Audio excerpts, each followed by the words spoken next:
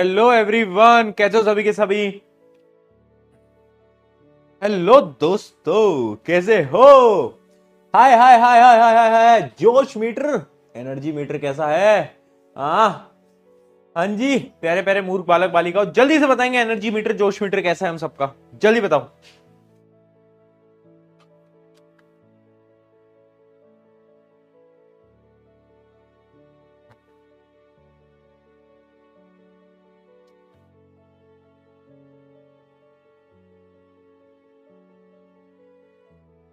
आगे क्या सब सब आ चुके हैं क्या मित्रों।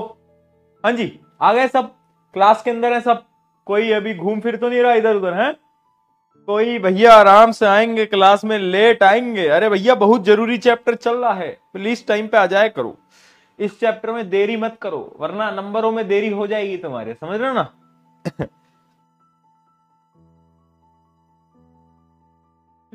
हाँ, टाइम पे आना, इस पूरे चैप्टर में टाइम पे ही होंगी क्लासेस सारी, कुछ भी लेट वेट नहीं होगा। चलो आ जाओ, ये चैप्टर बहुत जरूरी है क्योंकि no late, on time always, है ना। बेटा देखो, अगर तुम्हें टाइम पे आना सीखना है तो तुम अपने शिक्षक से सीखो। मैं कितना टाइम पे आता हूं, है every time I am on time, और मैं हमेशा टाइम पे क्लासेस लेता हूं। देख रहे हो तुम, मतलब ये जो चीज होती है ये तुम्हें सीखनी है। ठीक है। हाँ, ये मुझसे टाइम पे आना तो मत ही सीखना भाई, मैं तो लेट ही हो जाता हूँ, पता नहीं क्यों। देखो मैं चाहता नहीं मैं लेट होता हूँ, बट ये कायनात, ये धरती, ये ब्रह्मांड चाहता है कि मैं लेट हो जाऊं, तो इसलिए मैं थोड़ा बहुत लेट हो जाता हूँ डेली। बट वैसे तो मैं टाइम पे रहता हूँ, वैसे I am on time always, but कभी कभार कुछ हो जाता है तो। ठीक है, चलो करें। लास्ट लेक्चर को रिवाइज कर लिया, जल्दी बताओ। लास्ट लेक्चर को रिवाइज कर लिया, ठीक है। अरे आलू मत बनाए, मैंने कल भी बोला था, आलू खा लो लिखने से अच्छा गुलाब जामुन खिलाओ मुझे, रसगुल्ले खिलाओ मुझे। नो आलू, नो आलू बेटा, नो आलू। ठीक है, हाँ चलो चलो, ठीक है। हाँ जी हाँ जी, बहुत बढ़िया बहुत बढ़िया। अच्छा, ये चैप्टर हमारा थर्ड लास्ट चैप्टर है। इसके बाद एक छोटा चैप्टर हेरिडिटी, और उससे भी छोटा चैप्टर आर एनवायरमेंट। तो फिर अपना ना सिलेबस खत्म हो जाएगा। आज जब मैं इसके नोट्स बना रहा था, मतलब इसमें नोट्स वगैरह में कुछ चेंजेस मैं कर रहा था, तो मुझे अचानक से ऐसा रियलाइजेशन हो गया कि यार, कि थर्ड लास्ट चैप्टर है ना। गिनती के कुछ 20 लेक्चर और हैं अपने पास, अब लगभग लगभग 20 लेक्चर्स साइंस के और लगेंगे। 20 लेक्चर में पूरा सिलेबस खत्म हो जाएगा। मतलब class 10th Aarambh batch is about to end. मुझे अचानक से रियलाइजेशन हुआ, हमने शुरुआत करा था इतने पहले, है ना, अप्रैल में हमने स्टार्ट किया था, मई में हमने स्टार्ट करा था, और अब कितना समय निकल गया यार, पता ही नहीं चला। अप्रैल, मई, जून, जुलाई, अगस्त, सितंबर, 6 महीने हो गए, 2 महीने और, अराउंड अराउंड 20 लेक्चर का अपना समा और है ना। ये क्लासेस और हैं, उसके बाद ये Aarambh batch will come to an end, है ना। ये एक क्या बोलते हैं, ये जो प्यारे लम्हे हैं, ये बातचीत हैं, ये आई आई मिस, आई मतलब मैं बहुत मिस करूंगा। मुझे नहीं पता, आई होप कि तुम भी मिस करो, बट मैं बहुत मिस करूंगा यार। कब मजा आता है डेली क्लासेस लेने में यार। मतलब मैं सच बता रहा हूँ, मेरे लिए जो क्लास का टाइम होता है ना, this is one of the best time. क्यों? क्योंकि इसमें मैं आराम से फ्री होके, ये मेरा काम है, मजा आता है ना। ऐसा कोई बोझ नहीं है, ये मजा आता है मुझे। तुम लोगों की चैट पढ़ता हूँ, थोड़ा हंसी मजाक करता हूँ, तुम जोक मारते हो, मैं तुम्हें रोस्ट करता हूँ, यही तो लव लैंग्वेज है अपनी। तो मजा आता रहता है। और अब अचानक से ऐसा रियलाइजेशन होता है ना कि यार, और हम बैच खत्म हो रहा है? सही में हो गया पूरा का पूरा बैच, सिर्फ 3 चैप्टर बचे हैं, तो ऐसा लगता है। और मतलब बैचेस तो बाद में भी आएंगे, जैसे अभय बैच आएगा, लास्ट में मैराथन भी होगी, बट एक रियलिटी में बचाऊं, एक बहुत बड़ी रियलिटी में बताता हूँ। आरंभ बैच वाला जो मजा है ना, ये जो फील है, ये किसी जगह नहीं मिलेगा तुम्हें। पता है क्यों? क्योंकि ये बैच ना स्लो बैच होता है, हम जल्दी नहीं कर रहे हैं, हम आराम से, देखो जैसा अभी मैं तुमसे 10-15 मिनट बात भी कर रहा हूँ, फिर तुम्हें पढ़ाऊंगा भी, फिर जोक मारूंगा, फिर बात करूंगा। बट जो जैसे अभय बैच आएगा, अभय बैच में क्या होता है ना कि टाइम कम होता है, 45 डेज के अंदर पूरे कोर्स को खत्म करना होता है, तो उतनी बातचीत नहीं हो पाएगी, है ना। मैराथन सेशन में तो पूछो ही मत, इतनी पढ़ाई होती है, इतनी पढ़ाई होती है कि मैं क्या ही बताऊं। तो ये वाला जो होता है ना, ये कुछ महीने जिसमें कि हम अटैचमेंट बनाते हैं, बॉन्ड बनाते हैं, आपस में बात करते हैं, ये वाला जो टाइम है ये तो मतलब अनफॉरगेटेबल है ना। तो ऐसा कभी कभार रियलाइजेशन नहीं हो जाता? तुम लोगों के साथ भी होता है, ऐसा मेरे साथ ही होता है कभी कभार। हाँ, ऐसा हो जाता है ना कभी कभार यार, कि यार वाह यार। चलो आ जाओ आ जाओ, स्टार्ट करते हैं। चलिए शुरू करते हैं आ जाओ स्टार्ट करते। L2 L1 के अंदर बेटा अपन ने क्या पढ़ा था?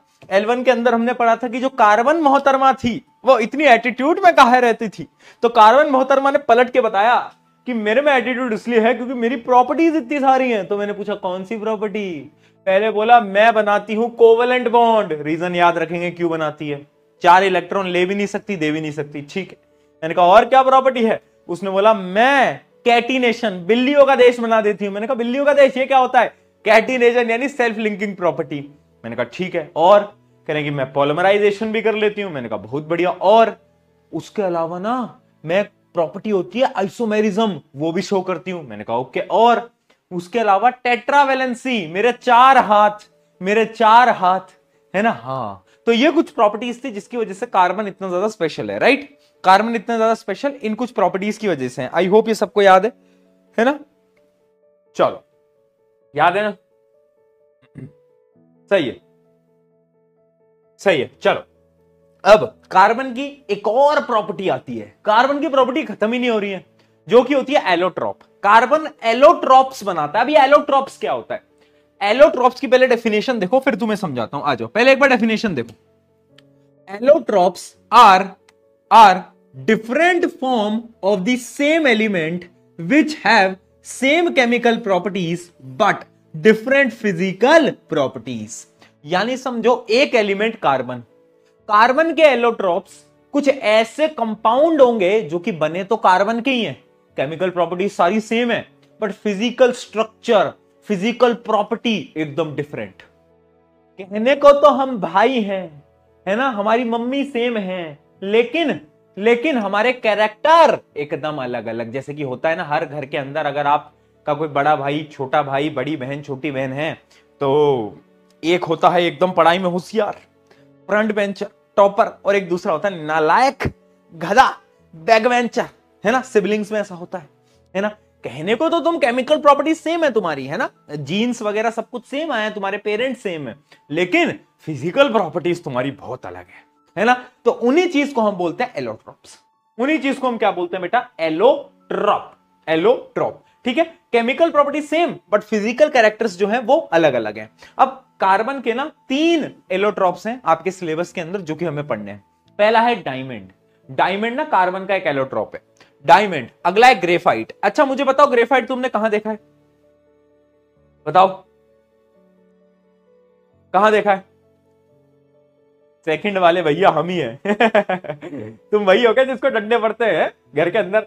उसको देख, अपनी बड़ी बहन को देख, कितने नंबर आ उसके तुम वही हो क्या जिसको सुलाया जाता है? आ जाओ ग्रेफाइट, ठीक है। पेंसिल में देखा है, बहुत बढ़िया।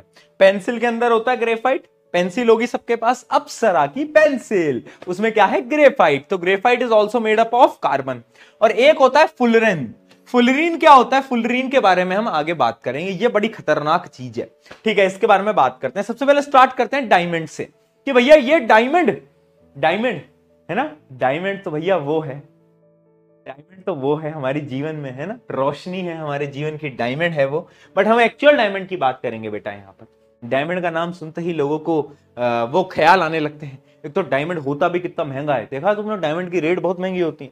तो देखो डायमंड क्या है, ये कार्बन से ही बना है। यानी जब कार्बन कार्बन के एटम्स मिल जाते हैं तो वो क्या बनाते हैं? वो बनाते हैं एक क्रिस्टल, और उस क्रिस्टल को हम बोलते हैं क्या? डायमंड, ठीक है। It is the purest form of carbon, ठीक है। और देखना सबसे इंपॉर्टेंट चीज जो लोगों को पता ही नहीं होता, raw diamond do not shine. यानी अगर तुम खदान में से डायमंड को लेके आओगे तो डायमंड कभी चमकेगा नहीं। हम शायरिया बना देते हैं, देखा है तुमने, हम शायरिया बना देते हैं कि डायमंड जैसी चमक, पर डायमंड चमकता ही नहीं है। हाँ भैया बचपन से धोखा, हमको बताया जा रहा था कि यू आर अ डायमंड, तो हम ये सोच रहे थे कि हम चमकते हैं इसलिए हम डायमंड, नहीं, diamond do not shine, diamond shine ही नहीं करता। रॉ जो डायमंड होता है वो शाइन नहीं करता। तो कौन सा डायमंड शाइन करता है? वो जो डायमंड होता है ना, जब डायमंड को कट किया जाता है, डायमंड को ऐसी शेप में कट किया जाता है कि उसमें लाइट आती है, और लाइट क्या करती है? रिफ्लेक्शन वगैरह होता है, जिस वजह से हमें लाइट शाइन करती हुई दिखती है। समझे इस बात को? धोखा, धोखा हो गया एक और बार तुम्हारे साथ, एक बार फिर हुआ था, याद करो। और दूसरी बार हुआ है धोखा। ठीक है, तो रॉ डायमंड शाइन नहीं करते। ठीक है, it is the hardest natural substance, सबसे ज्यादा मजबूत होता है, टफ होता है, वो सबको पता होगा। चलो, अब इंपॉर्टेंट क्या है, हम इसके स्ट्रक्चर के बारे में बात करते हैं। किसके बारे में? इसके स्ट्रक्चर के बारे में, राइट। तो स्ट्रक्चर देखते हैं, आ जाओ स्ट्रक्चर देखते हैं। In diamond each carbon atom is covalently bonded with 4 other carbon atom forming a rigid 3-dimensional structure। देखो 3 डायमेंशन होती हैं, तुम्हें मैंने बता ही दिया, 3 डायमेंशन होती है, एक्स प्लेन, वाई प्लेन और एक तीसरा प्लेन, 3 डायमेंशन होती है। ठीक है, तो जो डायमंड होता है ना, उसका स्ट्रक्चर पता है कैसा होता है? एक कार्बन के कितने हाथ होते हैं बताओ? एक कार्बन के होते हैं भैया 4 हाथ। तो डायमंड में चारों हाथ पे एक एक एक एक एक कार्बन जुड़ा होता है, और ये हर कार्बन के साथ यही होता है। अब इस कार्बन के साथ भी 4 कार्बन होंगे, फिर इस कार्बन के साथ भी 4 कार्बन होंगे, ऐसे सब कार्बन के चारों हाथ फुलफिल्ड होते हैं। एक ने इधर से पकड़ा, एक ने इधर से पकड़ा, एक ने इधर से पकड़ा, एक ने इधर से पकड़ा, चारों हाथ हमेशा फुलफिल्ड रहते हैं। ठीक है, स्ट्रक्चर कैसा होता है? 3 डायमेंशनल स्ट्रक्चर होता है। 3 डायमेंशन समझते हो? अरे डायमेंशन 4 होती है बेटा, मुझे पता है, बट ये 3 डायमेंशनल है। अब तुम यूनिवर्स, स्पेस वगैरह की बात करोगे तो वहां पर अलग अलग होता है ना। हम तो 3D पढ़ते हैं, बट अगर यूनिवर्स में जाओगे तो 4D वोडी सब कुछ आता है, बट ठीक है, उसके बारे में बात नहीं करेंगे। स्ट्रक्चर याद करने की जरूरत नहीं है, बट कुछ ऐसा समझो कि इसकी जो शेप होती है वो 3 डायमेंशनल होती है। ठीक है, 3 डायमेंशनल होती है। ठीक है, अब समझना, because of this strong bonding. अब देखो होता क्या है, तुम इमेजिन करो, किसी इंसान ने, तुम्हारे 4 हाथ हैं, इमेजिन करो, मजा ही आ जाएगा। क्या करोगे 4 हाथों से? 4 हाथ भाई, एक से आंसर लिख रहे हैं, एक से टेक्स्ट कर रहे हैं किसी को, है ना। 4 हाथ से क्या क्या कर सकते हैं, खाना भी खा लिया भाई, मजा ही आ गया। तो मान लो 4 हाथ, और 4 हाथ, एक हाथ किसी ने पकड़ा, एक से किसी ने पकड़ा, एक से किसी ने पकड़ा, एक से किसी ने, अगर चारों हाथ से किसी ने पकड़ रखा है अलग अलग, तो जो स्ट्रेंथ होगी तुम्हारी, क्या वो ज्यादा हो जाएगी या नहीं हो जाएगी? बिल्कुल हो जाएगी। जो बॉन्ड होगा, क्या वो ज्यादा हो जाएगा या नहीं हो जाएगा? बिल्कुल हो जाएगा। बहुत बढ़िया, सही है ना। तो सबसे पहले, because of this strong bonding diamond is very hard. इसी स्ट्रॉन्ग बॉन्डिंग की वजह से डायमंड बहुत हार्ड होता है, has very high melting point and poor conductor of electricity. अब देखो पुअर कंडक्टर क्यों है? क्योंकि ना यहां पर कोई फ्री इलेक्ट्रॉन नहीं है, समझ रहे हो, कोई चार्ज नहीं है। कार्बन के 4 हाथ, 4 हाथ का मतलब क्या होता है? कार्बन के आउटर मोस्ट शेल पे कितने इलेक्ट्रॉन होते थे बेटा, तुम्हें याद आ रहा है? 1 2 3 4। अब वो चारों इलेक्ट्रॉन किसी के साथ कोवेलेंट बॉन्ड बना के बैठे हैं, तो क्या कोई फ्री इलेक्ट्रॉन है? नहीं है। और जब कोई फ्री इलेक्ट्रॉन नहीं होता प्यारे प्यारे मूर्ख बालकों, तो इलेक्ट्रिसिटी पास नहीं होती। क्या ये कॉन्सेप्ट समझ आया? ये क्योंकि बहुत इंपॉर्टेंट है, इस पे सवाल पूछ लिया जाता है, ये वाले पॉइंट पे। जल्दी बताओ एक बार, पी के लिख के आ जाओ।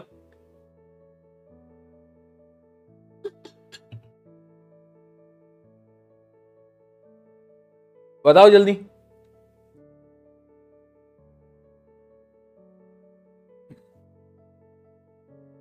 भैया ये सारे आंसर लिखने हैं क्या? तो भैया नोट्स में आंसर लिखने ही होते हैं, और किस लिए होता है? नोट्स में लिखना ही होता है ये सारी इंफॉर्मेशन। पहली बार क्लास ले रहा है क्या? एक तो भाई लड़कों की जो राइटिंग होती है, लड़कों की राइटिंग, ओहो माशाल्लाह, क्या राइटिंग होती है लड़कों की। मेरी भी वैसी ही राइटिंग थी, और आज भी ऐसी राइटिंग। लड़कियां लिखती हैं एकदम सुंदर सुंदर, एकदम अच्छा अच्छा। जब नोट्स आते हैं लड़कियों के, देख के अच्छा भी लगता है, वाह यार क्या क्या चीज है। पर जब लड़के लिखते हैं, आय हाय हाय हाय आय आय हाय हाय हाय,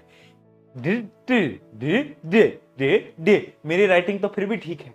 कुछ कुछ लोगों की राइटिंग तो ऐसी होती है, डिडिंग डिडिंग डिडिंग डिडिंग डिडिंग कर देते हैं। इतनी वाहियात राइटिंग भैया, सही बता रहा हूं मैं। लड़कों के नोट्स तुम ही पढ़ सकते हो बेटा, खुद नोट्स बनाओ और खुद पढ़ो। चलो ये क्लियर है, ठीक है। डायमंड के यूजेस क्या होते हैं, आई होप वो बताने की जरूरत नहीं है। Used in cutting and drilling tools, tools के अंदर भी यूज होता है, ज्वेलरीज के अंदर भी यूज होता है। ये बेसिक डायमंड के यूजेस हैं, ठीक है। और पता है एक चीज होती है जिसको हम बोलते हैं सिंथेटिक डायमंड। किसी को पता है सिंथेटिक डायमंड क्या होता है? सिंथेटिक डायमंड क्या होता है? आजकल क्या होता है ना कि पता है तुम्हें, लोग बोलते हैं कि डायमंड खरीदो, पर आजकल क्या है कि डायमंड भी ना सिंथेटिक आने लगे हैं। पहले तो डायमंड खदान से निकाले जाते थे, डायमंड आता था, उसको ऐसे काटा पीटा जाता था, फिर डायमंड बनता था। अब एक नई टेक्नोलॉजी आई है जिससे कि डायमंड ना, ये आउट ऑफ द सिलेबस चीज है, मैं एक्स्ट्रा नॉलेज के लिए बता रहा हूं, डायमंड बनाए जा सकते हैं लैब्स के अंदर। यानी वो जो कार्बन है ना, कार्बन, कार्बन से डायमंड बन रहे हैं लैब के अंदर, समझ रहे हो? तो आजकल वो एकदम रियल जैसे लगते हैं। Diamond can also be made artificially by subjecting pure carbon at very high pressure and temperature. एकदम हाई प्रेशर जब हम कार्बन को देते हैं तो हम डायमंड बना सकते हैं, एकदम रियल जैसा डायमंड बना सकते हैं। तो आजकल आर्टिफिशियल डायमंड बहुत चल रहे हैं भैया, बहुत। मतलब ये तुमने मतलब मैं तुम्हें सही बता रहा हूं, अब तो तुम्हारे भी ज्वेलरीज आते हैं, उसके अंदर भी आर्टिफिशियल डायमंड लग के आते हैं, है ना? बट डायमंड से वो बहुत सस्ते होते हैं।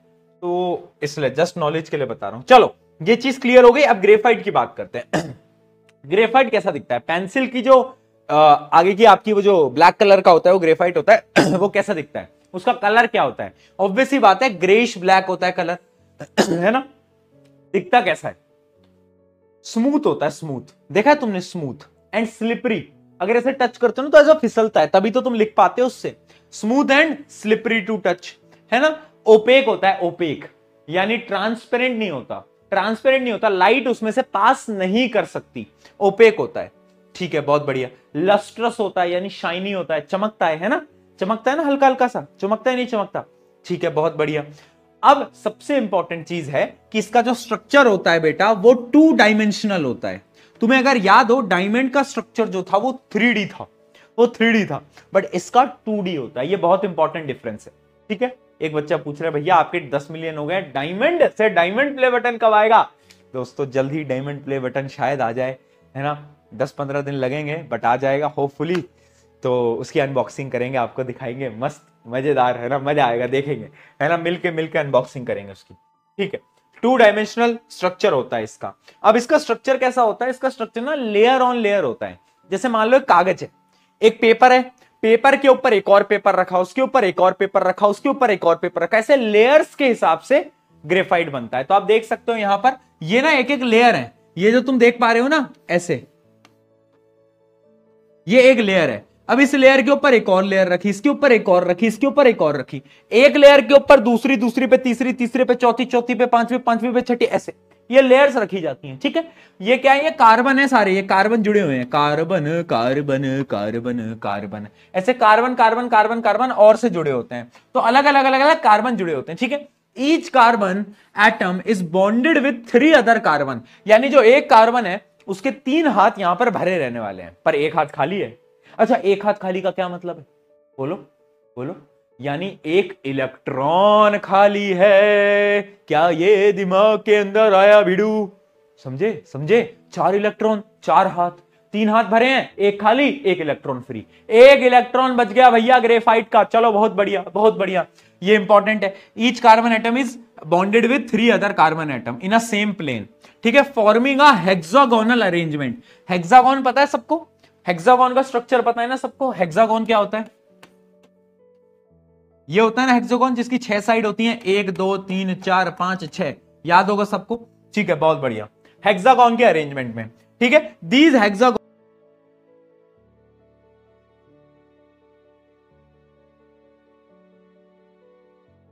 Are placed on above the other, एक के ऊपर एक रखा जाता है, held together by a weak force, यानी इनके बीच की जो फोर्स होती है वो बहुत कम होती है, कमजोर होती है, राइट? ठीक है। लेयर्स कैन स्लाइड ओवर,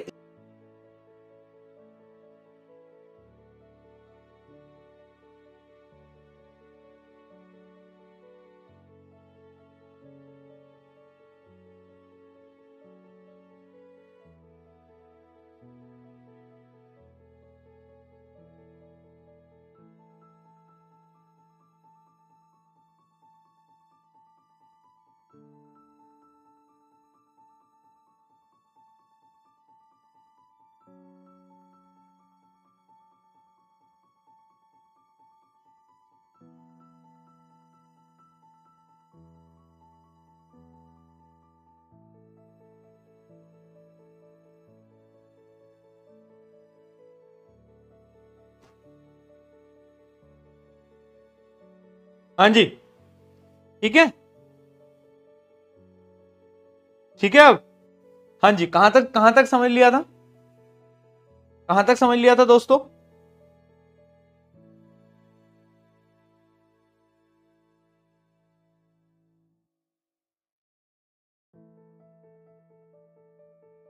कौन से पॉइंट तक समझ लिया था तुम लोगों ने? कौन सा पॉइंट तक समझ लिया था तुम लोगों ने, बताएगा कोई?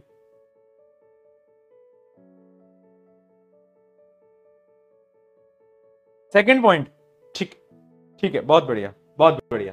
तुमने मतलब हेक्सागोन तक समझ लिया था, ठीक है, हेक्सागोन तक समझ लिया था, ठीक है। तो जो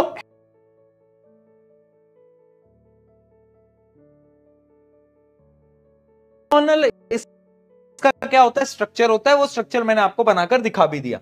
अब इंपॉर्टेंट चीज क्या है ना बेटा, समझना। क्या हो गया, अभी भी दिक्कत आ रही है? ऐसा कुछ है क्या बेटा, अभी भी दिक्कत आ रही है क्या? ऐसा कुछ है?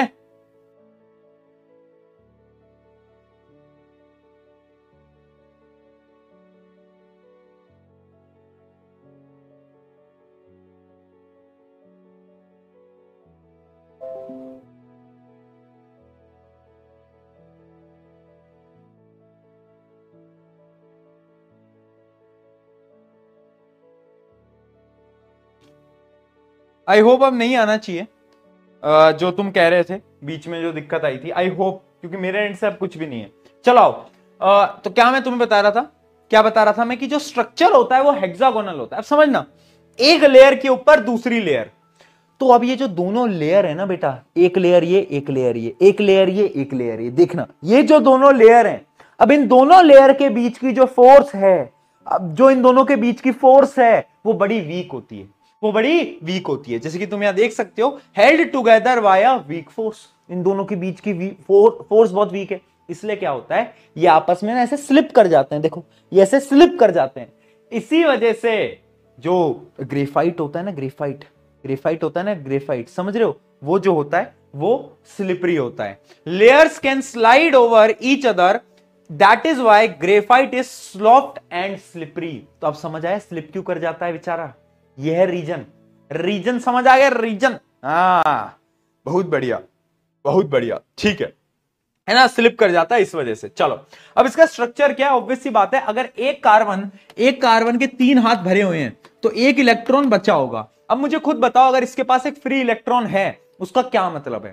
फ्री इलेक्ट्रॉन का साफ सीधा एक ही मतलब है, दैट इज बताओ, इलेक्ट्रिकल कंडक्टिविटी, यानी ये बिजली को पास करने देगा, ठीक है।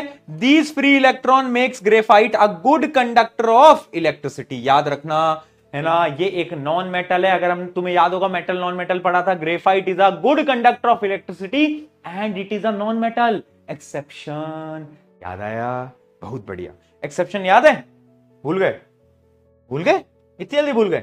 चलो, तो यूजेस क्या होते हैं ग्रेफाइट के? लुब्रिकेंट की तरह यूज किया जाता है, पेंसिल्स के अंदर यूज किया जाता है, और बहुत सारी बैटरीज और इलेक्ट्रोड्स बनाने के काम आता है ना। इंडस्ट्रीज के अंदर ग्रेफाइट बहुत ज्यादा यूज किया जाता है, ठीक है। और ये पता है, इंडस्ट्रीज के अंदर ल्यूब्रिकेंट की तरह भी यूज करते हैं इसको, मशीन पार्ट्स के अंदर ल्यूब्रिकेंट्स की तरह, क्योंकि ये स्लिपरी होता है ना, इसलिए। चलो बहुत बढ़िया। अब आते हैं लास्ट एलोट्रॉप की तरफ। एलोट्रॉप क्या था? Allotrope same chemical property but different physical property. अब तुम देखो, अभी हमने ग्रेफाइट पढ़ा, डायमंड पढ़ा, दोनों किस चीज के बने थे? तो यह दोनों बने तो कार्बन के ही थे, और कार्बन के बने तो केमिकल प्रॉपर्टीज तो सेम होंगी, हाँ, पर फिजिकल प्रॉपर्टीज दोनों की अलग। Diamond is a bad conductor, यहां पर graphite is a good conductor. तो यानी फिजिकल प्रॉपर्टीज क्या है, अलग अलग हैं। अब तीसरा आ जाता है फुलरीन। फुलरीन क्या होता है? एक फुटबॉल जैसी शेप। फुटबॉल खेलता है तुम में से कोई? कौन कौन खेलता है फुटबॉल, बताओ कौन कौन खेलता है, जल्दी बताओ, कौन कौन फुटबॉल खेलता है, जल्दी बताएंगे। कोई है यहां पर जो फुटबॉल खेलता हो, या नहीं खेलते तुम में से कोई भाई? अरे खेलते हो यार, ऐसा ऐसा थोड़ी ना हो सकता है, नहीं खेलते सही में? क्या बात कर रहे हो? अरे यार खेलते तो, ये झूठ। हाँ खेलते हैं ना, हाँ। देखो, तो ये जो होता है ना, ये फुलरीन फुटबॉल की शेप का होता है, यानी ये जो कंपाउंड है ना, ये एक फुटबॉल जैसा दिखता है, हाँ, इसका ये मतलब नहीं कि फुलरीन में तुम लात मार दोगे गोल हो जाएगा, नहीं। फुलरीन जो होता है this is a different type of carbon allotrope and it was first discovered as C60। मतलब इसको एक और नाम होता है, इसको हम बोलते हैं C60। क्या बोलते हैं? C60, because it is made up of 60 carbon atom. इसके अंदर 60 कार्बन एटम होते हैं। उसकी शेप कैसी होती है? सॉकर बॉल जैसी, है ना, फुटबॉल जैसी, सॉकर बॉल जैसी इसकी शेप होती है। अब इसमें जो 20 कंसिस्ट ऑफ 20 हेक्सागन्स, यानी 20 तो हेक्सागन होते हैं और 12 पेंटागन होते हैं। पेंटागन और हेक्सागन आई होप क्लियर होगा कि कुछ तो ऐसे होते हैं, 20 तो ऐसे होती हैं, ठीक है, और पेंटागन क्या होता है? पेंटागन 5 और ऐसे 12 होते हैं, ठीक है। ये 20 होते हैं, 12 होते हैं, ठीक है। तो ऐसी शेप के भी होते हैं, ऐसी शेप के भी होते हैं, मिलके पूरी की पूरी एक फुटबॉल की शेप बनाते हैं। मिलके क्या बनाते हैं? एक सॉकर की शेप बनाते हैं इस प्रकार से, जो कि तुम्हें स्क्रीन पे दिख भी रहा होगा, ठीक है। ये इंफॉर्मेशन एज सच कोई काम की नहीं है, पूछी नहीं जाती, जस्ट फॉर एक्स्ट्रा नॉलेज, ठीक है जी। अब मेन चीज क्या है? मेन चीज है कि ये इसका काम क्या है, ये कहां पर काम आता है। ये कंपाउंड भैया हमने तो आज तक सुना नहीं, तो हमारे कहां काम आ रहा है ये तो बताओ, जल्दी बताओ। अच्छा, एक तुम्हें थोड़ी सी हिस्ट्री बताता हूं कि एक साइंटिस्ट थे जिनका नाम क्या था? Buckminster fullerene. उन्हीं के नाम पे इस कंपाउंड को रखा गया था, क्योंकि इन्होंने ही इसकी खोज करी थी, है ना। इन्होंने क्या करी थी बेटा? हाँ, इसकी खोज करी थी, इसलिए आए और उन्होंने बोला कि चलो इन्हीं के नाम पे ही रख देते हैं, ठीक है जी। अब इसके यूजेस क्या हैं? यूजेस देखना, सबसे और इंपॉर्टेंट यूज नैनो टेक्नोलॉजी। जो नैनो टेक्नोलॉजी आज के समय पर बन रही है ना, उसमें यही कंपाउंड यूज होता है। जैसे कि जो सुपर कंडक्टर्स बनते हैं आजकल, है ना, इलेक्ट्रॉनिक्स के अंदर बहुत सारी चिप्स वगैरह लगती हैं, उन सारी जगहों पर यही यूज होता है। क्या यूज होता है? नैनो टेक्नोलॉजी के अंदर फुलरीन यानी C60 ही यूज होता है। क्या बात क्लियर है? क्या बात क्लियर है? जल्दी बताओ। बहुत बढ़िया। रिसर्च के अंदर यूज किया जाता है ना, मटेरियल बनाने के काम आता है, इससे मटेरियल बनाए भी जाते हैं। उसके अलावा मेडिकल अप्लायंसेस, बहुत सारे मेडिकल अप्लायंसेस बनते हैं इससे, कि जैसे कि जब कैंसर ट्रीटमेंट होता है उसमें भी ये C60 काम आता है। तो इसके मेनली टेक्नोलॉजी, मेडिकल, इन सब के अंदर इसके यूजेस होते हैं, इस एलोट्रॉप के। क्या चीज क्लियर है? जल्दी से एक बार चैट में लिख के बताओ, जल्दी बताओ भाई।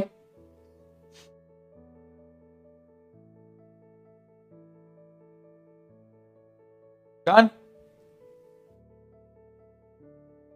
आया समझ में? चलो बहुत बढ़िया, है ना। तो ये एक डिफरेंस है बेटा, ये डिफरेंस वही है जो कि मैं आपको ओवरऑल अभी समझा चुका हूं। इस डिफरेंस ये तुम्हारे रिवीजन के लिए कि जैसे diamond is a bad conductor but graphite is a good conductor, और फुलरीन शोज हाईएस्ट कंडक्टिविटी, यानी ये एकदम सुपर कंडक्टर की कैटेगरी में आता है। किसकी कैटेगरी में? Super conductor. इतना खतरनाक कंडक्टर होता है ना कि किसी ने सोची नहीं होगी। आजकल तो वो एक मीम चल रहा है ना, वो ऐसा वाला वो मीम चल रहा है, ऐसे नहीं होता वो, ऐसे वो इंसान में चल के आता है, ऐसे इंसान में चल के आता जी। वो 5 बजे की साइंस की क्लास कितने बजे होगी जी? इधर इधर को देख के बात कर, इधर को देख के। एक मीम चल रहा है ना, पूछना तो पड़ेगा ना जी, पूछना तो पड़ेगा ना जी। हाँ, बहुत बढ़िया, ठीक है। तो ये क्या है? ये एक प्रकार का सुपर कंडक्टर है, बहुत सही, ठीक है। अब याद रखना, इसका मेल्टिंग पॉइंट बहुत हाई होता है, इसका मेल्टिंग पॉइंट नॉर्मल होता है। ऐसा नहीं बोल सकते कि हम बहुत ज्यादा हाई है ना, मीडियम साइड पे रहता है। इसका मेल्टिंग पॉइंट भी बहुत ज्यादा हाई होता है, ठीक है। ये कुछ पॉइंट्स थे, इनके यूजेस आपको मैं बता ही चुका हूं। आई होप आपको ये सारी चीजें क्लियर हो गई होंगी। क्लियर है?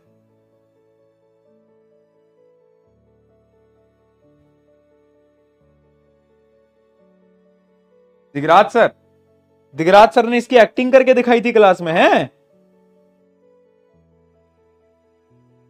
दिगराज सर ने इसकी एक्टिंग करके दिखाई थी क्लास में? सही बताओ, मजाक कर रहे हो?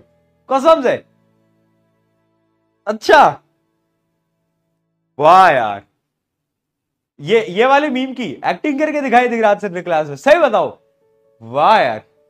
हाँ, आजकल आजकल बहुत ट्रेंड में चल रहा है, मैंने भी एक दो जगह देख लिया। क्या बात है यार, क्या बात है। ये तो मुझे भी देखना है, कहाँ एक्टिंग करी थी भाई, पूछता हूँ दिगराज सर से आज। धीराज सर को फोन मिला के पूछे क्या उनकी क्लास चल रही होगी ना। आज आज उनकी क्लास है क्या, पहले बताओ। आज उनकी 8 बजे क्लास है क्या? उनकी 8 बजे आज क्लास है या नहीं है, पहले बताओ। आज क्या है, आज उनकी कोई क्लास नहीं है ना। उनकी मंडे को तो है ना, मंडे को क्लास है ना उनकी। कितने बजे उनकी मंडे को क्लास?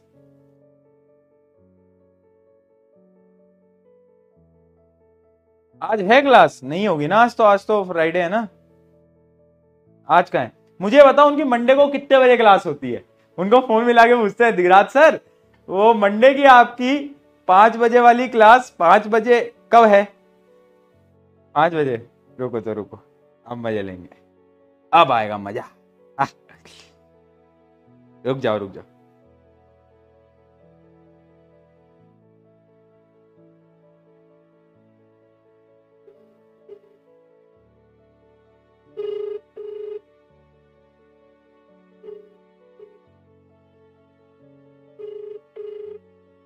फोन नहीं उठा रहे यार, क्या करूं मैं। फोन नहीं उठा रहे दोस्तों, फोन नहीं उठा रहे, कहीं तो गए हैं, कहीं तो गए हैं यार। आज आज प्रैंक कर देते अपन पर, कोई बात नहीं। फोन नहीं उठा रहे, देखो मेरी गलती नहीं है, मैंने कोशिश करी। अब तुम मुझे मत लिखना प्रैंक कॉल, हाँ ठीक है, मैंने कोशिश कर ली है।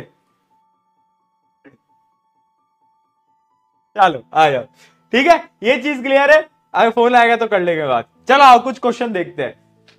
क्या मीम कर रहे थे, मैं बोल रहा था कि दिगराज सर को फोन मिला के पूछते हैं, दिगराज सर आपकी मंडे की 5 बजे वाली क्लास कितने बजे है जी? कहीं तो गए हैं दिगराज सर। जब तुम्हारी छुट्टी होती है दिगराज सर पता नहीं कहां चले जाते हैं, कहीं तो जाते हैं, पता नहीं चलता, पता नहीं कहां भाग जाते हैं। Which one of the following statement is incorrect about graphite in diamond? है अबाउट ग्रेफाइट इन डायमंड है? ग्रेफाइट एंड आएगा ना भैया, एंड। ठीक है, स्टेटमेंट इनकरेक्ट बतानी है। Graphite is smooth and slippery नहीं है तो ट्रू है। Graphite is a good conductor, ये भी ट्रू है। Diamond is a good conductor, ये फॉल्स है, false, false, false.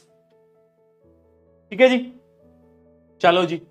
The structure of diamond is, कैसा होता है डायमंड का स्ट्रक्चर? याद आ रहा है कुछ? 3D व्रीडी याद आ रहा है कुछ? 3D फ्रीडी, हाँ कैसा होता है बताओ। इनमें से भैया कोई ऑप्शन आपने हमको बताया ही नहीं। देखो 3D का एक और नाम होता है जो कि आप बड़ी क्लासेस में जाकर पढ़ोगे, जिसको हम बोलते हैं टेट्राहेड्रल। टेट्राहेड्रल शेप क्या होती है? जो मैंने आपको डायग्राम दिखाया था ना डायमंड का, उस शेप को टेट्राहेड्रल शेप बोलते हैं।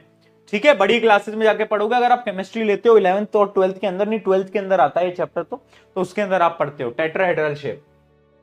ठीक है, allotropic form of carbon are कौन कौन सी है? बी डायमंड, ग्रेफाइट और fullerene. Diamond is not a good conductor of electricity because, क्यों नहीं होता बताओ? It has no free electron, उसके पास कछु फ्री इलेक्ट्रॉन नहीं, तो कैसे पास कर लेगा बिजली को? Assertion reasoning. Diamond, diamond is extremely hard and used in cutting tool. Okay जी, क्या ये बात सही है? एकदम ट्रू है। Diamond has a rigid 3 dimensional structure, क्या ये बात सही है? ये भी ट्रू है। बट क्या ये इसका रीजन है? क्या ये इसका रीजन है? Yes, it is the reason, it is the reason. देखो भैया, डायमंड का जो स्ट्रक्चर होता है, उसी खतरनाक स्ट्रक्चर की वजह से डायमंड हार्ड होता है। अगर ऐसा स्ट्रक्चर नहीं होता तो डायमंड हार्ड कैसे होता? तो भैया both assertion and reasoning are true and R is the correct explanation. Allotropes of carbon have different physical properties but similar है, ये क्या बोला भाई? हाँ बात सही है, एलोट्रॉप का। ठीक है, ट्रू है कि different physical property but same chemical properties होती है। एलोट्रॉप की यही डेफिनेशन होती है। ठीक है, allotrope of carbon have different structure but same atomic composition.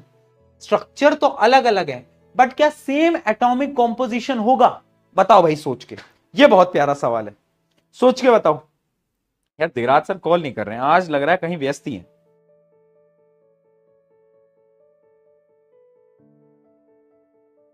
बताओ भाई क्या लग रहा है? पानी पी लूं मैं जल्दी? बहुत बढ़िया, सी इसका सही उत्तर है।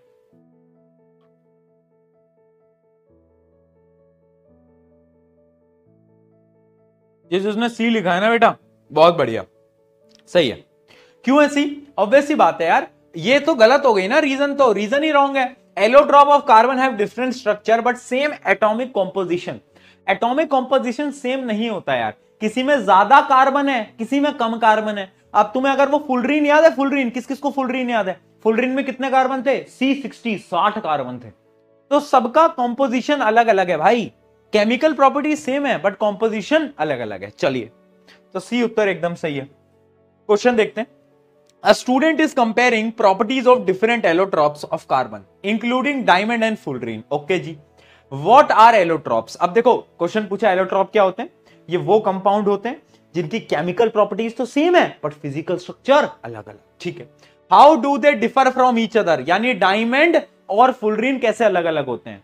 डायमंड का एक अलग स्ट्रक्चर होता है, इसका स्ट्रक्चर फुटबॉल जैसा होता है, याद आ गया। इसका नाम क्या होता है? C60, है ना। तो बस आपको इन दोनों के बीच में बस स्ट्रक्चर डिफरेंस बताना था, फिजिकल प्रॉपर्टीज भी दोनों की अलग अलग होती हैं।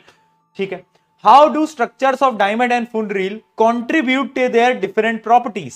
अब देखो वो बहुत इंपॉर्टेंट है कि कैसे इनका स्ट्रक्चर इनकी प्रॉपर्टीज में मदद करता है। तो डायमंड का जो रिजिड स्ट्रक्चर है ना, ये जो 3 डायमेंशनल है, इससे क्या होता है, एक कार्बन के चारों हाथ फिल्ड हैं, तो इसलिए वो बड़ा स्ट्रॉन्ग मटेरियल बनाता है, बहुत स्ट्रॉन्ग मटेरियल बनाता है ना। जबकि अगर तुम्हें फुलरीन याद हो तो वो एक वो बॉल बनाता है जो कि अंदर से हॉलो होता है, अंदर से क्या होता है, हॉलो होता है, इसलिए वो उतना हार्ड नहीं होता जैसे कि डायमंड इतना हार्ड होता है।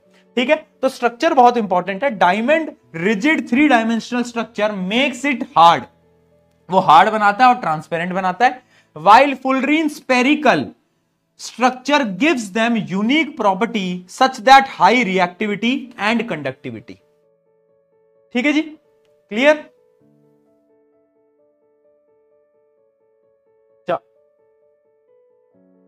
समझे बात को?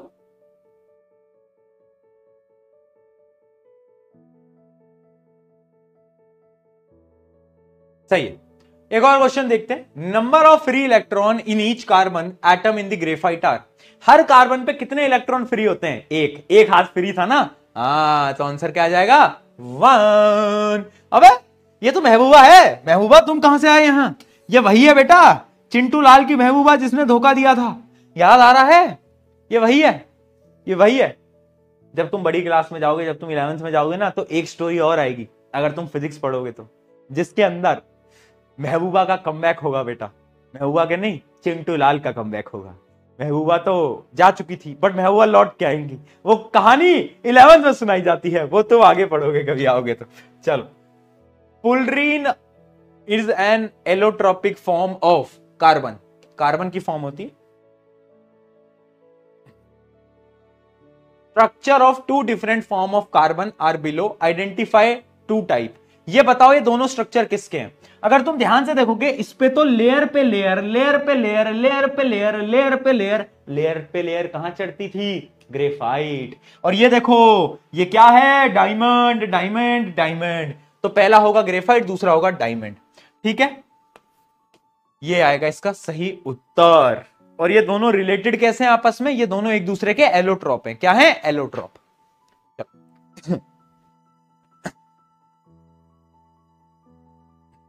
Why is the graphite good conductor of electricity whereas diamond is not? Simple reason क्या है बदलो? डायमंड बेचारे के पास फ्री इलेक्ट्रॉन नहीं है, जबकि ग्रेफाइट के पास फ्री इलेक्ट्रॉन है, so it can conduct electricity. ये बहुत इंपॉर्टेंट सवाल है, इसके ऊपर डबल ट्रिपल स्टार मार्क कर लेना, बहुत बार पेपर के अंदर पूछा गया है। Describe difference in the bonding of carbon atom in diamond and graphite. देख लो, इनडायरेक्टली वही क्वेश्चन आ गया कि डिफरेंस बताओ डायमंड और ग्रेफाइट में। क्या डिफरेंस है कि भाई उसमें एक कार्बन 4 डिफरेंट कार्बन से कनेक्टेड है, यहां पर सिर्फ 3 डिफरेंट कार्बन से कनेक्टेड है, जिसकी वजह से डायमंड बहुत स्ट्रांग होता है, ग्रेफाइट बहुत ज्यादा वीक होता है। याद आ गया? हाँ, बहुत सही। ठीक है जी, ये क्लियर है? क्लियर है। अगला क्वेश्चन देखें, ये तो आंसर है उसका। एक इसका लास्ट क्वेश्चन देखते हैं, फिर एक और टॉपिक स्टार्ट करेंगे, नया नया ताजा ताजा topic. Carbon exist in different form called allotrope. अच्छा, ये वो है पैसेज बेस्ड क्वेश्चन नहीं होते, केस बेस्ड क्वेश्चन है ये। पूरा का पूरा केस बेस्ड क्वेश्चन दे रखा है, अपन डायरेक्टली क्वेश्चन की तरफ बढ़ते हैं। State 1 use of diamond and 1 use of graphite based on their properties. Properties के अकॉर्डिंग आपको बताना है, एक यूज डायमंड का और एक यूज किसका बेटा? ग्रेफाइट का। बताओ, एक एक यूज बता दो दोनों के। चलो एक एक यूज बता दो दोनों के, बता दोगे? डायमंड ज्वेलरीज के अंदर यूज किया जाता है क्योंकि बहुत ज्यादा शाइनी होता है, हार्ड होता है। और ग्रेफाइट जो होता है वो स्लिपरी होता है, तो इसलिए वो ल्यूब्रिकेंट्स के अंदर यूज किया जाता है। Why is graphite good conductor, वही same question. Name how many covalent compound are formed by each carbon in diamond. Diamond में एक कार्बन कितने कोवेलेंट बॉन्ड बनाता है? 1 2 3 4, 4 बनाता है, 4 कोवेलेंट बॉन्ड बनाता है। ठीक है। Name the allotrope of carbon that has a spherical structure. कौन होता है? बोलो फुलरीन। क्या होता है? Fullerene. Which property of carbon leads to existence of allotrope. Carbon की ऐसी कौन सी प्रॉपर्टी है जिसकी वजह से एलोट्रोप्स आते हैं? कोई बता सकता है कार्बन की ऐसी कौन सी प्रॉपर्टी है? तो उसका आंसर है कैटिनेशन। कार्बन कार्बन के साथ जुड़ता जाता है, याद आया? सेल्फ लिंकिंग प्रॉपर्टी, उसकी वजह से ही तो एलोट्रोप बन रहे हैं। एलोट्रोप क्या है? Chemical property same, physical structure अलग। तो कौन सी प्रॉपर्टी की वजह से हुआ? कैटिनेशन की वजह से। किसकी वजह से? कैटिनेशन की वजह से। चलो अब हम आगे बढ़ते हैं। ये थे आज के सवाल। अब हम पढ़ने जा रहे हैं, एक नया टॉपिक हम स्टार्ट कर रहे हैं। पूरी तरीके से आज स्टार्ट नहीं करेंगे, बस मैं आपको थोड़ा सा उसका फ्लो बताना चाहता हूं, जो कि है टाइप ऑफ कंपाउंड्स। आ जाओ भाई, स्टार्ट करें, कर दें स्टार्ट।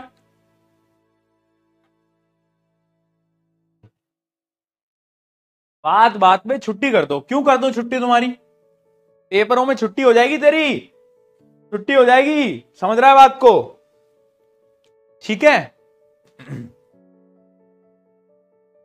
ठीक है भैया। आप क्लास में कौन से सेक्शन से थे? यार मैं 10th क्लास में 10th डी सेक्शन से था। तुम कौन से सेक्शन से हो? तुम्हारे स्कूल में भी 4 सेक्शन होते होंगे ना, ABCD। तुम्हारे सेक्शन कमेंट करो, चलो देखते हैं। आज अच्छा, तुमने एक चीज नोट करी है कि यार हर स्कूल में अगर कुछ भी गलत हो जाएगा ना तो सेक्शन सी और सेक्शन डी वालों के नाम लगा देते हैं। पता नहीं क्यों लोगों को लगता है सेक्शन डी और सेक्शन सी वाले तो एकदम वाहियात लोग हैं, है ना? कुछ भी हो, फुटबॉल पंचर हो गई, सेक्शन सी या सेक्शन डी में से कोई है। लाइट फूट गई, ये है। किसी ने कुछ चुरा लिया, ये है। किसी ने कुछ तोड़ दिया, किसी की मार पिटाई हो गई, ये है। सेक्शन सी और सेक्शन डी वाले हर जगह बिना बताए बीच में आ जा रहे हैं है ना? उसको हर कोई आता है और बोलता है कि तेरी ही गलती है, तेरी ही गलती है उनको बोल जाते हैं सब। ये ऐसा बहुत होता है यार, पता नहीं सेक्शन सी और सेक्शन डी वालों की क्या दुश्मनी है भाई लोगों का। मैं डी में था, मेरे साथ ऐसा ही होता था। कुछ किया भी नहीं, फालतू में पीटी सर आ जा रहे हैं, ले जा रहे हैं कि आजा आजा, चल चल चल चल। मैंने कहा सर मैंने क्या करा? तूने वो फुटबॉल पंचर करी ना। मैंने कहा नहीं सर, मैंने तो खेला ही थी। नाम लगा देते। चलो, ए वाले तो होशियार बच्चे होते हैं। चलो कंपाउंड पढ़ते हैं, टाइप ऑफ कंपाउंड। देखो कंपाउंड्स ना बेसिकली 3 टाइप के होते हैं। एक होते हैं हमारे कार्बन के कंपाउंड्स, है ना? जितने भी कंपाउंड जो कि कार्बन के बने होते हैं उनको हम बोलते हैं कार्बन कंपाउंड्स। एक होते हैं ऑर्गेनिक कंपाउंड्स जो कि कार्बन और नाइट्रोजन के बने होते हैं, कार्बन और नाइट्रोजन, ठीक है, ऑर्गेनिक। और एक होता है हाइड्रोकार्बन जो कि हमें इस बुक के अंदर पढ़ना है। हाइड्रोकार्बन वो कंपाउंड्स होते हैं जो कि सिर्फ हाइड्रोजन और कार्बन के बने होते हैं। किसके बेटा? हाइड्रोजन और कार्बन के। Compounds containing only carbon and hydrogen, carbon and hydrogen, C and H. C and H जो कंटेन करेगा, हाँ बहुत बढ़िया, सी एंड एच जो कंटेन करेगा, बहुत सही, वो हाइड्रोकार्बन कहलाएगा। ठीक है, अब हाइड्रोकार्बन्स जो है ना यार, वो 2 टाइप के होते हैं, समझना पहले। एक होते हैं एलिफेटिक, एलिफेंट नहीं, एलिफेंट नहीं, एलिफेटिक। और एक एरोमेटिक। एरोमेटिक से ना वो खुशबू लगता है, जैसे बोलते हैं ना एरोमा, एरोमा यानी खुशबू, एरोमेटिक। अब ये जो एरोमेटिक होता है ना, ये आपके सिलेबस में सिर्फ एक ही कंपाउंड है, वो मैं आपको बता देता हूं, उसका स्ट्रक्चर पूछ लिया जाता है। ठीक है, तो सबसे पहले मैं आपको एरोमेटिक बताता हूं। डेफिनेशन वगैरह कुछ समझने की जरूरत नहीं है, बस आप इतना समझो, बड़ी क्लासेस में आप समझोगे। ठीक है, हाइड्रोकार्बन को 2 पार्ट्स में डिवाइड करा, एक एलिफेटिक जो कि हमें पढ़ना है इस चैप्टर के अंदर, और एक एरोमेटिक। एरोमेटिक में एक कंपाउंड तुम्हें याद रखना है जिसका नाम है, किस किस को पता है? बेंजीन। किस किस को, किसी को पता है बेंजीन? कोई बताएगा बेंजीन? बताना जरा। बेंजीन का स्ट्रक्चर हमें याद रखना है। देखो बेंजीन क्या है, 6 कार्बन का एक हेक्सागोनल शेप होती है। हेक्सागोनल सबको पता होगा, सबको पता है हेक्सागोनल, हेक्सागोनल सबको पता है, हाँ 6 कार्बन। ठीक है, तो अब यहां कार्बन जोड़ते जाओ, एक कार्बन यहां जोड़ो, एक यहां जोड़ो, एक यहां एंड्स पे जोड़ना होता है कार्बन। ठीक है बेटा, एक यहां जोड़ा, एक यहां जोड़ा, एक यहां जोड़ा। ठीक है, कितने हो गए? 1 2 3 4 5 और ये 6। तो ये हो गई 6 कार्बन, है ना। अब हेक्सागोनल क्या होता है, ये शेप आपको दिख रही है, पर बेंजीन ये नहीं है, दिस इज नॉट बेंजीन। देखो मैंने आपको शुरू में बताया कि 3 प्रकार के बॉन्ड होते हैं, सिंगल बॉन्ड, कार्बन कार्बन के बीच में या तो ऐसे दिखेगा, या तो ऐसे दिखेगा, या तो एक ट्रिपल बॉन्ड भी मैंने आपको बताया, ठीक है। तो इसमें क्या होता है, इस स्ट्रक्चर में अल्टरनेटिवली डबल बॉन्ड होता है। अल्टरनेटिवली का मतलब क्या होता है, एक को छोड़ के एक, ठीक है। जैसे कि मान लो यहां से स्टार्ट करो, क्लॉकवाइज स्टार्ट करेंगे अपन, ठीक है। एक यहां लगाया तो इसको छोड़ दो, इस लाइन को छोड़ दो, फिर यहां लगा दो, फिर यहां लगा दो, ठीक है। फिर कहां लगा दो, यहां लगा दो, ठीक है। फिर इस लाइन को छोड़ दो, फिर यहां लगा दो। यहां पर हमने क्या करा, डबल बॉन्ड लगा दिया, इसके बीच में डबल बॉन्ड, इसके बीच में डबल बॉन्ड, इसके बीच में डबल बॉन्ड। तो ये कहलाता है हमारा बेंजीन, और यही एग्जांपल है एरोमेटिक कंपाउंड्स का। वो जो मैंने आपको एरोमेटिक कंपाउंड बताया ना, उसकी डेफिनेशन समझने की जरूरत नहीं, आप बस ऐसे समझो कि एक हेक्सागोनल शेप बनाई, उसके अंदर आपने 6 कार्बन जोड़ दिए, ठीक है। कहीं से भी शुरू कर लो, यहां से स्टार्ट करा, एक डबल बॉन्ड यहां दे दिया, अब एक छोड़ दो, फिर यहां दे दो, फिर एक छोड़ दो, फिर यहां दे दो, ये कहलाता है बेंजीन। क्या कहलाता है, बेंजीन। अब बेंजीन में क्या होता है, बेंजीन में क्या होता है, अरे मर्सिडीज बेंज नहीं, एक बच्चा बेंज लिख रहा है, मर्सिडीज बेंज दिला दो भैया, अरे बेंजीन है मूर्ख बालक, ठीक है। हाँ हाँ, बहुत बढ़िया, Gen Z benzene, oh my God, oh my God guys, आया सुनो। तो इतना समझ आया। अब इसमें क्या होता है ना यार, ये एक डिफरेंट कंपाउंड है जो बड़ी क्लास में पढ़ते हो, बट इस कंपाउंड की बहुत बड़ी स्पेशलिटी है कि इसके जो डबल बॉन्ड तुम्हें दिख रहे हैं ना, ये डबल बॉन्ड ना ऐसे रोटेट होते रहते हैं, रोटेट होते रहते हैं, रोटेट। जैसे कि अभी यहां पर है, ये यहां आ जाएगा, ये यहां आ जाएगा, ठीक है। मैं क्या बता रहा हूं, ये यहां आ जाएगा, ये वाला डबल बॉन्ड यहां आ जाएगा, और ये वाला डबल बॉन्ड यहां चला जाएगा। ऐसे ये रोटेट करते रहते हैं इसके डबल बॉन्ड्स, इसलिए इसको हम बोलते हैं क्या, एरोमेटिक कंपाउंड्स। क्या बोलते हैं, एरोमेटिक कंपाउंड्स। क्यों, क्योंकि इसके अंदर ये बॉन्ड्स रोटेट करते रहते हैं, रोटेट करते रहते हैं, घूम सकते हैं। अच्छा, ये जो पोर्शन हम पढ़ रहे हैं ना, इसको हम ऑर्गेनिक केमिस्ट्री बोलते हैं। जब आप 11th में जाओगे, 3 प्रकार की केमिस्ट्री आप पढ़ते हो, एक होता है फिजिकल केमिस्ट्री, एक होती है ऑर्गेनिक केमिस्ट्री, और एक होती है इनऑर्गेनिक केमिस्ट्री, ठीक है जी। ये जो हम आज से चैप्टर स्टार्ट कर रहे हैं ना, यहां से जो शुरुआत हो रही है, ये हम एक प्रकार से ऑर्गेनिक केमिस्ट्री स्टार्ट कर रहे हैं, ठीक है जी। ऑर्गेनिक केमिस्ट्रीज के अंदर हम ऐसे कंपाउंड्स पढ़ेंगे, उनकी नेमिंग करेंगे, कंपाउंड्स का नामकरण करेंगे। जैसे कि आप लोगों का नामकरण करा होगा, आपके पापा ने, आपकी मम्मी ने, आपके दादाजी ने, दादी जी ने, नाना जी ने, नानी जी ने, वैसे ही हम यहां पर नामकरण करेंगे, है ना। देख रहे हो, देख रहे हो, इतनी कम उम्र के अंदर हमें अपॉर्चुनिटी मिल रही है कि हम नामकरण करेंगे बहुत सारे कंपाउंड्स का, ठीक है। तो ये क्या है, ये एक प्रकार का बेंजीन है। अच्छा, अब मुझे बताओ, अब तुम एक चीज समझना, एक चीज समझना कि कार्बन के, एक कार्बन के कितने हाथ होते हैं, बताओ। 4 होते हैं। जब भी आपको कार्बन का एक हाथ खाली दिख जाए ना, उस पे 1 2 कितने भी हाथ खाली दिख जाए, उस पे हाइड्रोजन जोड़ दिया करो। ये मैं आपको सिंपल ट्रिक समझा रहा हूं, समझना क्या मैंने बोला। इस कार्बन के कितने हाथ भरे हुए हैं बेटा, बताओ। इस कार्बन के कितने हाथ भरे हुए हैं, जल्दी बताओ, बोलो। 2 हाथ तो यहां है, 2 हाथ तो यहां है, 1 हाथ यहां है, 2 हाथ यहां है, 1 हाथ यहां है, बचा कितना, बचा कितना, 1 हाथ बचा। तो उस 1 हाथ से क्या करो, उस 1 हाथ से हाइड्रोजन जोड़ दो, बस उस 1 हाथ से हाइड्रोजन जोड़ दो। अब इसको देखो, 2 हाथ यहां, 1 हाथ यहां, 1 हाथ बचा, हाइड्रोजन। सिमिलरली इसका भी 1 हाथ बचा, सिमिलरली इसका भी 1 हाथ बचा, सिमिलरली इसका भी 1 हाथ बचा, और इसका भी 1 ही हाथ बचा। तो मैंने क्या करा, मैंने 6 कार्बन पे एक एक एक एक एक हाइड्रोजन भी जोड़ दिया, ठीक है। समझे बात को, क्यों जोड़ा मैंने, क्योंकि 3 हाथ भरे हुए थे, 1 बचा था तो मैंने जोड़ दिया। अब मुझे बताओ बेंजीन का फॉर्मूला क्या होगा। कितने कार्बन है, 1 2 3 4 5 6, कितने हाइड्रोजन है, 6। तो क्या मैं बेंजीन का फॉर्मूला लिख सकता हूं C6H6, बताओ जल्दी, यस और नो। कोई दिक्कत, कोई परेशानी, कोई दुविधा, लिख सकता हूं ना।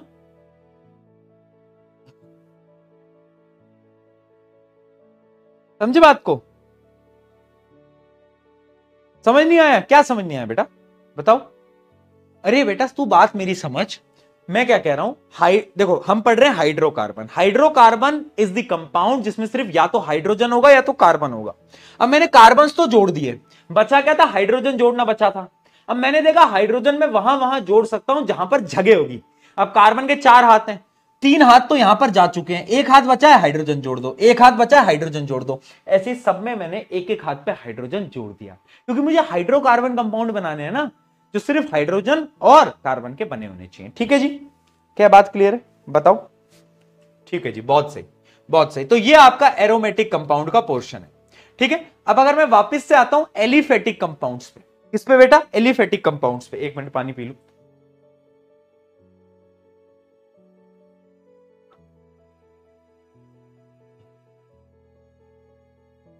तो ध्यान से देखना, ये जो एलिफेटिक कंपाउंड्स होते हैं ना बेटा, इसमें बड़ी मस्त चीज है, देखना इसमें बड़ी मस्त चीज है। क्या हो गया भाई आंख में?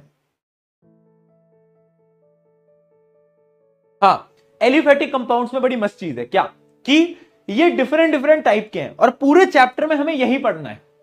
पूरे के पूरे चैप्टर में हमें इसी एलिफेटिक कंपाउंड्स को पढ़ना है, एलिफेटिक कंपाउंड्स को पढ़ना है। अब ये जो एलिफेटिक कंपाउंड्स होते हैं ना बेटा, ये होते हैं बेसिकली 3 प्रकार के।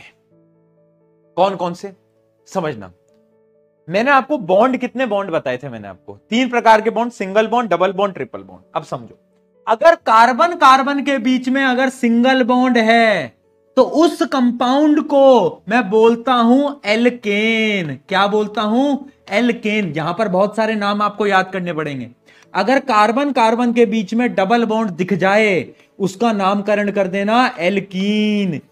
एल्कीन, के ए एल के ई एन ई, एल्कीन। और अगर ट्रिपल बॉन्ड आ जाए तो उसको हम बोलते हैं एल्काइन। वाई आ जाएगा बस, सब कुछ सेम है। यहां पर ए, यहां पर ई, यहां पर वाई।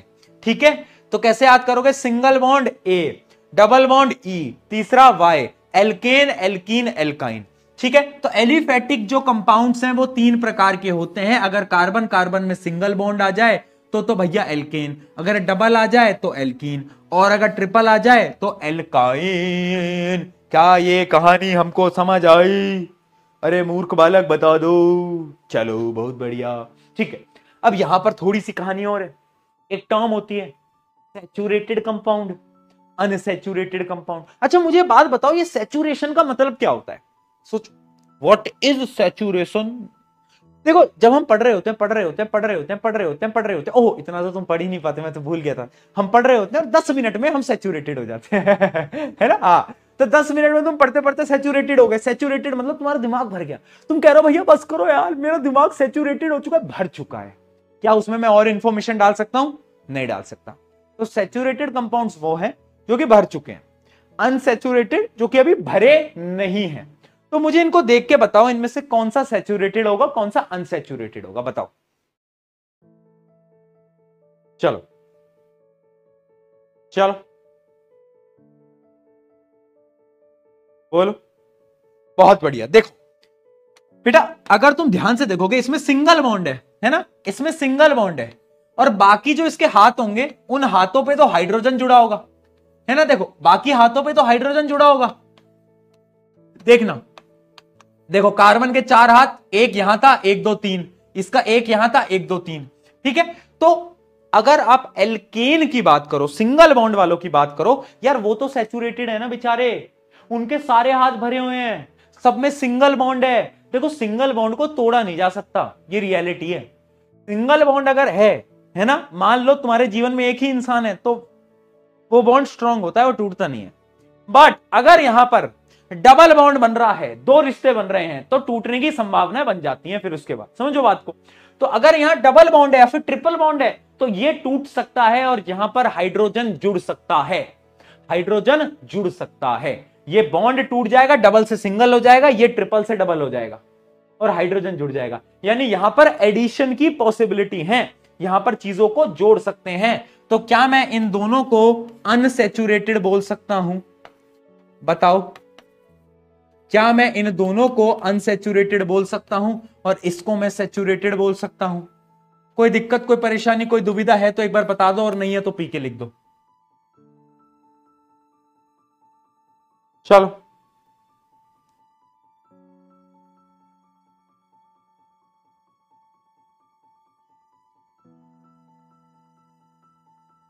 अरे ट्रिपल बॉन्ड है ना यार, ट्रिपल बॉन्ड से अगर मैं एक बॉन्ड को हटा भी सकता हूं, दो बॉन्ड को भी हटा सकता हूं, बट सिंगल बॉन्ड से और छोटा नहीं कर सकते ना तुम।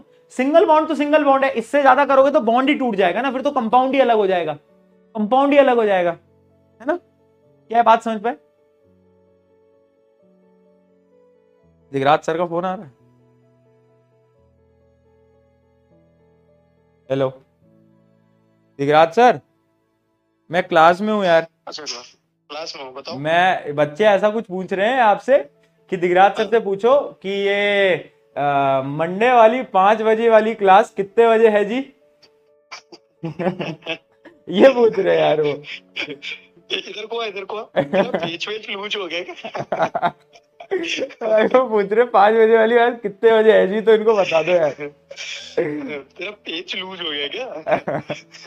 भाई ये क्या क्या मीम चला दिया है यार, बच्चे क्लास में लिखे जा रहे हैं। हाँ देखा मैंने।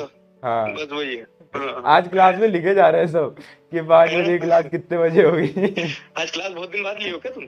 आज, हाँ आज क्लास नहीं, कल भी थी, आज पर ज्यादा लिख रहे हैं। अच्छा, आपने कुछ मीम चला दिया, बताया, ऐसा बच्चे लिख रहे हैं।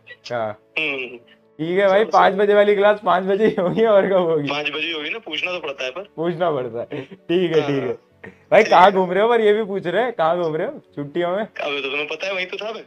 अच्छा ठीक है ठीक है ठीक ठीक। देख रहे हो, घूम रहे हैं, मस्त घूम रहे हैं। चलो, पेच वेच लूज है क्या तुम्हारा? चलो बहुत बढ़िया, चलो फील्डिंग सेट है, फील्डिंग सेट है, चलो आ जाओ।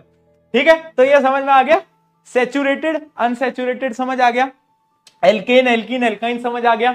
यहां तक की कहानी हमें क्या समझ आई, क्लियर हुआ कि सैचुरेटेड जिसमें ऐड कर सकते हैं, अनसैचुरेटेड मतलब सैचुरेटेड जिसमें ऐड नहीं कर सकते, अनसैचुरेटेड जिसमें ऐड कर सकते हैं, अभी और हाइड्रोजन जोड़ सकते हैं। ये बात समझ में आ गई? इतनी बात अगर समझ आई तो जल्दी से बता दो, जल्दी से बता दो। और वही चीज यहां पर लिखी है कि एल्केन्स आर सैचुरेटेड, याद रखना, alkanes are saturated whereas alkenes are unsaturated, alkynes are unsaturated. ठीक है ना? Clear clear. इसमें और चीजें जोड़ सकते हैं बट उसमें हम नहीं जोड़ सकते।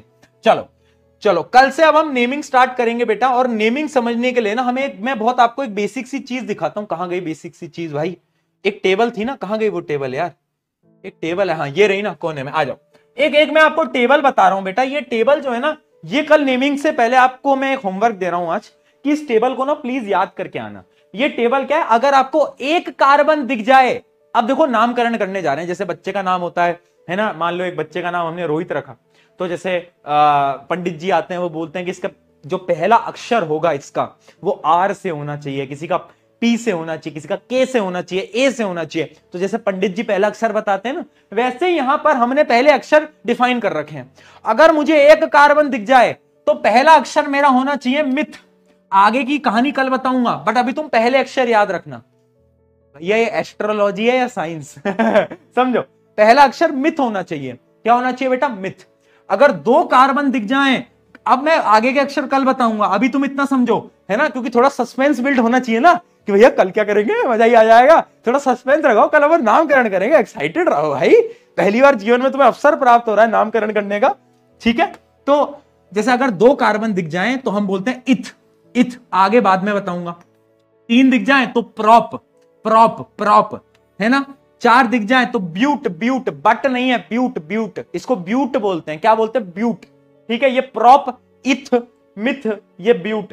ठीक है, पांच तो पेंट, वो वाली पेंट नहीं। पेंट। ठीक है, अगर 6 कार्बन दिख जाए तो हेक्स, हेक्स हेक्स। अगर 7 दिख जाए तो हेप्ट। 8 दिख जाए तो ऑक्ट, ऑक्ट अक्टूबर वाला ऑक्ट। 9 दिख जाए तो नॉन, नॉन नॉन नॉन। ठीक है, और 10 दिख जाए तो dec, dec dec dec dec dec. ठीक है, ठीक है जी, हाँ जी।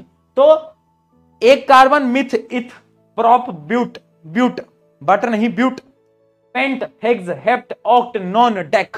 ये 10 के 10 तुम्हें याद रहने चाहिए। अगर एक कार्बन तो क्या, 5 कार्बन तो क्या, 10 कार्बन तो क्या। ये सारे के सारे तुम्हें याद रहने चाहिए। पक्का प्रॉमिस करो याद करके आओगे कल की क्लास में। जल्दी बताओ, जल्दी बताओ।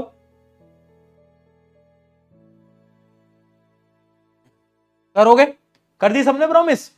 प्रॉमिस, क्योंकि ये बहुत इंपॉर्टेंट है बेटा, ठीक है। ये बहुत ज्यादा इंपॉर्टेंट है, ये याद करना बहुत इंपॉर्टेंट है, क्योंकि कल हम जो नामकरण स्टार्ट करेंगे ना, वो नामकरण के अंदर इसका रिश्ता बहुत इंपॉर्टेंट है, ठीक है। कल जो हम नामकरण स्टार्ट करेंगे वो इसका रिश्ता बहुत इंपॉर्टेंट है। हो गई प्रॉमिस? ठीक है। और सुनो यार बेटा, समय आ गया है, थोड़ा सा पढ़ाई वढ़ाई पे आप फोकस रहो, है ना, ठीक है, ठीक है। जैसे एक बहुत प्यारी लाइन थी कि no friends no problem, no relationship no problem, but no money that is a big problem, ठीक है। तो जीवन में मेहनत करो, क्योंकि जब आप आगे जाओगे ना तो लोग बोलते हैं कि पैसे की अहमियत नहीं होती, बट पैसे की बहुत बड़ी अहमियत होती है लाइफ के अंदर, है ना। अगर आप कुछ भी करना चाह रहे हो तो हर जगह पैसा लगता ही लगता है, ये रियलिटी है। तो इतनी मेहनत कर लो कि एटलीस्ट तुम अपना सर्वाइवल कर पाओ, एक अच्छी लाइफ जी पाओ, है ना। इसलिए मैं कह रहा हूं कि आज देखो, रिजल्ट से कुछ नहीं है, मेरे को नहीं मतलब तुम्हारा रिजल्ट कितना आता है, मेरे को इस चीज से मतलब है क्या तुम मेहनत करना सीख गए, क्या तुम डेली का रिवाइज डेली कर रहे हो, क्योंकि ये कंसिस्टेंसी है। अगर जो बच्चा, एक बहुत अच्छा एग्जांपल देता हूं, जो बच्चा आज डेली का काम डेली नहीं कर सकता, इसका यह मतलब है वो कंसिस्टेंट नहीं है। और अगर कोई कंसिस्टेंट नहीं है तो जीवन में आगे कंसिस्टेंट बन पाएगा, कोई श्योरिटी नहीं है। और अगर कोई कंसिस्टेंट नहीं बन पाया तो सक्सेस कभी नहीं मिलेगी, रियलिटी है, ये रियलिटी है, ठीक है। बिना कंसिस्टेंट बने सक्सेस मिल ही नहीं सकती, नहीं मिलेगी। तो बोलते हैं ना कि एग्जाम्स क्यों होते हैं, मार्क्स क्यों आते हैं, अरे वो तुम्हारे नंबर के लिए नहीं होते, वो ये चेक करने के लिए होते हैं क्या तुम उतने प्रेशर को हैंडल कर सकते हो, क्या तुम उतनी मेहनत कर सकते हो, क्या तुम डेली कंसिस्टेंसी से पढ़ाई कर सकते हो, क्योंकि वही है जो कंसिस्टेंसी है, जो हार्डवर्क है, यही आगे काम आएगा, मार्क्स काम नहीं आएंगे। ये जो सीख रहे हो ना तुम यहां पर, डेली मेहनत करना, ये काम आएगा, ये बात याद रखो। ऑन दिस नोट मिलता है कल, सेम टाइम सेम जगह, सेम टाइम सेम जगह एट, कल की क्लास कितने बजे है जी? पेज वेज लूज है 5 बजे कल की क्लास, ठीक है। मिलते हैं कल 5 बजे की क्लास है। लव यू ऑल, बहुत सारा प्यार, बहुत सारा प्यार, love you all, bye bye, चलो टेक केयर।